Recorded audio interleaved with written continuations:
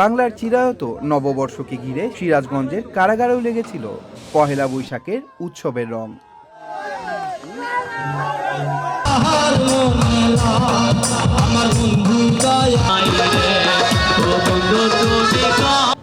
বাইরের জগতের মতো আনন্দ আর উচ্ছ্বাসে বাংলা নববর্ষকে বরণ করে নিয়েছেন জেলা কারাগারের বাসিন্দারা।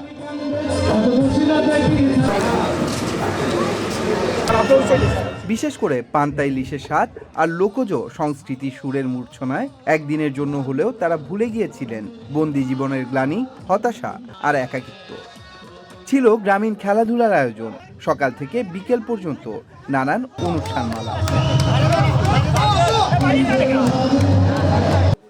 পাশাপাশি এই দিনে কারাগারের বাইরেও বসেছিল প্রিয়জনদের মিলন মেলা।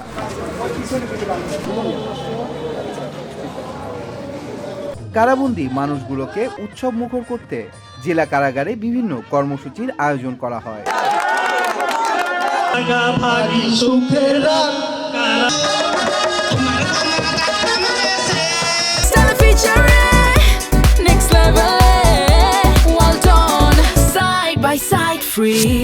এটা বাঙালির ঐতিহ্যবাহী একটা উৎসব। এই উৎসবের দিনে কারাগার যেন এই উৎসবের বাইরে না থাকে। সমস্ত বন্দী এবং বন্দির আত্মীয় স্বজনের সাথে এই উৎসবটা আমরা ভাগাভাগি করতে চাই। আর এই উদ্দেশ্য নিয়েই শৃঙ্খলাবদ্ধ এবং আনন্দঘন পরিবেশে আমরা কারাগারে আয়োজন করেছি বিভিন্ন কার্যক্রম।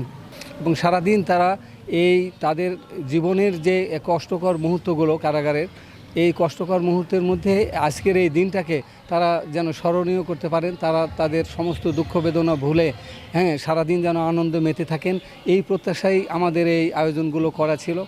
এবং তারা খুব স্বতঃস্ফূর্তভাবে অংশগ্রহণ করেছে, আনন্দিত হয়েছে, দেখে আমাদের খুব ভালো লেগেছে। আমরা আশা করি ভবিষ্যতে যদি এভাবে শৃঙ্খলাপূর্ণ আয়োজন আমরা করতে পারি।